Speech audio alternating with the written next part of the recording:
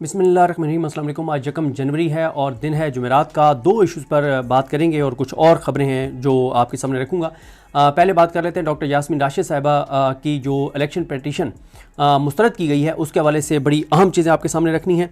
और फिर बात करेंगे मियाँ नवाज शरीफ की सियासत के हवाले से। इमरान खान जेल बैठ कर भी मियाँ नवाज शरीफ की सियासत को खाक में मिला चुके हैं और BBC की एक रिपोर्ट है उस पर भी बात करेंगे। एक तो जो मुझे बताया गया कि जो वकील हैं उनसे मेरी बात हुई यास्मीन राशिद साहिबा के कि ये जो मियाँ नवाज शरीफ को उन्होंने शिकस्त दी थी तो उसमें ये वाहिद हल्का था जिसमें 2 फॉर्म 47 जो हैं वो जारी हुए थे। पहले RO जो है वो नहीं मान रहा था, शायद उनका नाम असगर जोइया था और वो नहीं मान रहे थे जाली फॉर्म 47 जारी करने पर। फिर उनको ज़बरदस्ती अस्पताल दाखिल करा दिया गया और उसके बाद रिज़ल्ट तब्दील किए गए और DRO ने इनका फॉर्म 47 जो है जारी किया था। पहले जो फॉर्म 47 जारी किया उसमें गलती हो गई थी कि बाकी जमातों को 0 वोट कर दिया गया और कई पोलिंग स्टेशनों के ऊपर 100% से भी ज़्यादा टर्नआउट वो करके और इतना वोट डलवा दिया गया। और उसमें ये ऐसे है ना कि एक पोलिंग स्टेशन के ऊपर 2000 वोट थे तो जो रिज़ल्ट आया उसमें 2100 वोट कास्ट हुए थे जिसमें थे ही 2000। तो ये सारे मामला थे। अच्छा, उसके बाद जो दूसरा फॉर्म 47 है वो 2 दिन बाद जारी हुआ था। अच्छा, ये जो इनकी दरख्वास्त थी, एक तो इन्होंने असल में जो 2 दिन का टाइम बार्ड है ना वो किस वजह से वो भी मैं आपको बता देता हूँ। इन्होंने रीकाउंट की एक दरख्वास्त दी थी इलेक्शन कमीशन ऑफ पाकिस्तान में, उसको मामले को ज़ेर इल्तवा रखा गया और फिर बाद अज़ां जाके पिछली तारीख में उनकी दरख्वास्त मुस्तरद कर दी गई जिस वजह से ये इलेक्शन ट्रिब्यूनल गए, लेकिन 2 दिन बहरहाल ताख़ीर से गए। यानी 45 दिनों में जाना था तो ये 47 दिनों में गए, तो 2 दिन ताख़ीर से गए क्योंकि इलेक्शन कमीशन ने इनकी दरख्वास्त पेंडिंग रखी हुई थी और ये उसका वेट करते रह गए और फिर उन्होंने पिछली तारीखों में मुस्तरद कर दी जिस वजह से ये टाइम बार्ड हो गया।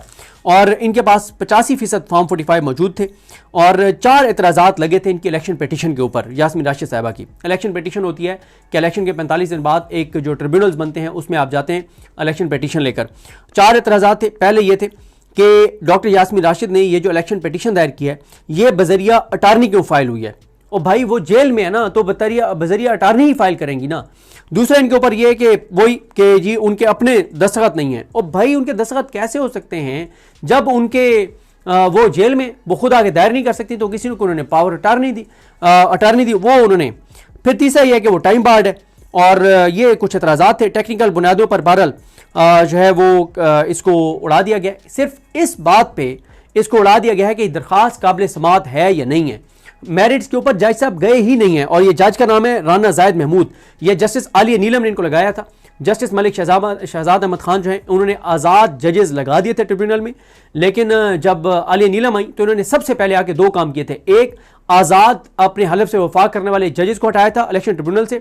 दूसरा, जितने भी आज़ाद जजेस थे इंसदाद दहशतगर्दी की अदालतों में उन सारों को हटा के और फिर जो जज लगाए थे ये वही हैं जो आप 9 मई के फैसले दे रहे हैं।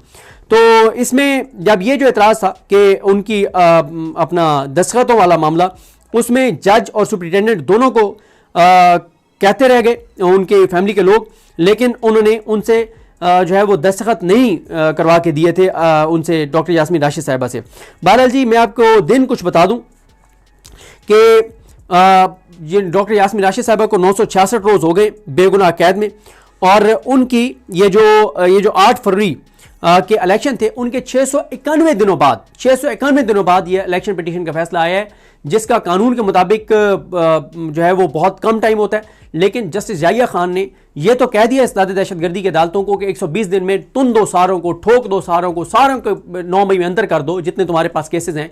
लेकिन जस्टिस याहिया खान ने ट्रिब्यूनल्स को नहीं कहा कि जो कानून के मुताबिक टाइम है उसके अंदर तुम इलेक्शन पिटीशन का फैसला करो। और ये इलेक्शन पिटीशन दायर होने के 640 दिन बाद यह फैसला आया है। और बहरहाल ये इस वक्त जनाब सूरत हाल है कि इलेक्शन जो 8 फरवरी का है उसके 691 दिन बाद जो है वो ये इलेक्शन पिटीशन का जो है वो फैसला आया है। दूसरा एक मामला है वो बहुत अहम है मियाँ नवाज शरीफ की सियासत के हवाले से। इमरान खान ने जेल बैठ के मियाँ नवाज शरीफ की सियासत को खाक में मिला दिया है और सारे बयानिए, सारे कार्ड इमरान खान के हाथ में। नवाज शरीफ साहब की सियासत टक्कर टोकरी हो गई है। अब इस पर BBC ने भी एक स्टोरी की है कि BBC ने स्टोरी ये की कि क्या 3 मरतबा के वज़ीर-ए-आज़म पाकिस्तान, क्या 3 बार के वज़ीर-ए-आज़म पाकिस्तान की सियासत में इरेलीवेंट हो गए पाकिस्तानी सियासत में, कि क्या 3 बार वज़ीर-ए-आज़म रहने वाले नवाज शरीफ पाकिस्तानी सियासत में इरेलीवेंट हो गए। ये उमर दराज ननगियाना साहब, ये उनकी शायद कॉस्ट है। तो बहरहाल उमर दराज साहब की ये स्टोरी है। तो आगे वो स्टोरी के जो रेलिवेंट पार्ट्स हैं वो मैं आपके सामने रखता हूँ कि नवाज शरीफ की जमात नून लीग की तरफ से कहा गया था कि चूंकि मुस्लिम लीग नून को 2 तिहाई अक्सरियत हासिल नहीं हुई तो इसलिए मियां नवाज शरीफ जो है वो वज़ीर आज़म उनको नहीं बना रही पार्टी खुद, और अगर 2 तिहाई अक्सरियत होती तो वो वज़ीर आज़म बनते, लेकिन वो जमात के कायद भी रहेंगे और अब सदर भी हैं और साथ ही वो पार्लियामान के हिस्से हैं। तहम सियासी मंजरनामे पर ज़्यादा मुतहरिक नज़र नहीं आते। नून लीग के रहनुमाओं का मौक़िफ़ है कि वफाक की सतह पर और सूबा पंजाब में जहां उनकी जमात की हुकूमतें हैं वहां हर बड़े हुकूमती फैसले के पीछे नवाज शरीफ की राय और रहनुमाई शामिल होती है। ये बहुत अच्छा हो गया, ये बहुत अच्छा हो गया। मैं ये चाह रहा था कि किसी न किसी जगह के ऊपर ये रिकॉर्ड पे आ जाए कि मुस्लिम लीग नून ये बात मानती है कि जितने फैसले इस वक्त हो रहे हैं तबाहकुन, उन सारों में नवाज शरीफ ऑन बोर्ड हैं। क्योंकि आप देखेंगे जिस तरह से मैंने कहा ना आपको कि ये वक्त बदलने दें, ये छोटा सा कुरान मजीद जेब में रखेंगे और हर एक के सामने छोटा सा कुरान मजीद जेब से निकाल के हाथ रख के कहेंगे कि जो कुछ अडयाला के बाहर इमरान खान की बहनों के साथ होता था, जो लोगों के साथ घरों में हुआ, जो 9 मई के बाद हुआ, इसमें हमारा कोई रोल नहीं था। ये कुरान मजीद पे हाथ रख रख के लोगों को बताएंगे कि उसके पीछे हम नहीं थे, जो कुछ ये बर्बरियत हुई है।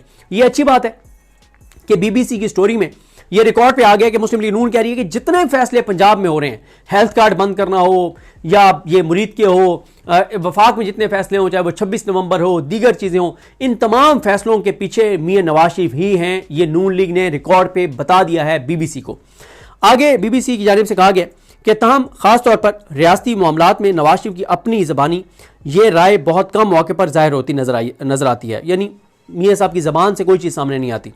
साबिक वज़ीर-ए-आज़म नवाज शरीफ के बाज़ साबिक सियासी रुफ़का दूसरी जानब यह समझते हैं कि नवाज शरीफ के रवां बरस समेत गुज़िश्ता चंद माह के दौरान कौमी सतह पर सियासत में किरदार से यह तासुर मिलता है कि वो सियासी तौर पर गैर मुतल्लिक होते जा रहे हैं। उनके अमल से पता चल रहा है कि इररिलेवेंट हो रहे हैं। एक इमरान खान है कि पिछले 3-3.5 साल में कोई एक दिन भी ऐसा नहीं है कि अगर एक टीवी चैनल के ऊपर 3 टॉक शोज हैं तो हर टॉक शो में डायरेक्ट इनडायरेक्ट इमरान खान की बात ना हो, या हर 3 में से 2 प्रोग्राम डेली जो है वो सिर्फ इमरान खान और तहरीक इंसाफ पे ना हो। और दूसरी तरफ मैं एक बात सोच रहा था, कल मैं डॉन अखबार देख रहा था, मेरे जहन में एक चीज़ आई। जब ये बहुत से लोगों ने लिखा कि सोहेल आफरीदी जब लाहौर गए हैं तो 3 दिन तक मुसलसल डॉन की फ्रंट पेज के ऊपर, डॉन के फ्रंट पेज के ऊपर सोहेल आफरीदी की खबर लगती रही। तो मैं ये सोच रहा था कि यार ये सोहेल आफरीदी तो 3 दिन फ्रंट पेज पे छपते रहे हैं और इमरान खान की भी खबरें छपती हैं। ज़रा ये देख लें कि पिछले 2 साल में 8 फरवरी से लेके अब तक मियां नवाज शरीफ कितनी बार डॉन के फ्रंट पेज पे उनको कवरेज मिली है, ज़रा ये गिन लें तो आपको पता चल जाएगा। क्योंकि डॉन वो अखबार है जो मेरिट पे खबर लगाता है। सिर्फ आप डॉन का फ्रंट पेज देख लें कि कितनी बार उस पर इमरान खान का जिक्र आया है और कितनी बार नवाज शरीफ का। तो मेरा ख्याल है कि अगर आप देख लेंगे तो 8 फरवरी से लेके अब तक ये जो 691 दिन है, शुरू में नवाज शरीफ होंगे 10, 12, 15, 20 दिन, क्योंकि और इमरान खान भी होंगे क्योंकि उन दिनों में हुकूमत साजी हो रही थी। लेकिन आप अगर पिछले 650 दिन में देख लें डॉन के फ्रंट पेज के ऊपर, तो 650 में से कम 500 दिन ऐसे होंगे जिसमें इमरान खान का जिक्र होगा और सिर्फ 5 दिन ऐसे होंगे जिसमें नवाज शरीफ का जिक्र होगा। यह है नवाज शरीफ की सियासत इस वक्त। इमरान खान ने लिटा के रख दिया है इनको जेल बैठ के भी। आगे वो कहते हैं, डॉन की स्टोरी ये कहती है कि कौमी सतह पर हाल ही में हुकूमत ने 27वीं तरमीम मंजूर की जिसका हिज़्ब इख्तिलाफ ने बाइकआउट किया। तो इससे कबल या उसके बाद नवाज शरीफ की तरफ से इसके हवाले से कोई बयान सामने नहीं आया। वो एक मेंबर की हैसियत से कौमी असम्बली में वोट देने के लिए जरूर आए। ज़ाहिर है मियां साहब को जब हुक्म होता है कि गाड़ी में डाल के ले आए, लाया जाता है, 50, 60, 70 बार उठक बैठक करते हैं। जहाँ कहते हैं अंगूठा लगा देते हैं, जहाँ दस्तखत हो दस्तखत कर देते हैं, जहाँ वोट डालना हो वो डाल जाते हैं। जो इंसानी हकूक़ की पामालियाँ हो रही हैं या जो अदलिया के साथ हो रहा है, जो पाकिस्तान और पाकिस्तान के लोगों और आने वाली नस्लों के साथ हो रहा है, इसमें नवाज शरीफ पूरी तरह ऑन बोर्ड हैं। नेक्स्ट वीडियोज़ में दीगर इशूज़ पर बात करेंगे। मुझे अपनी दुआओं में याद रखें। अल्लाह करीम हम सबका हामी नासर हो। अल्लाह हाफ़िज़।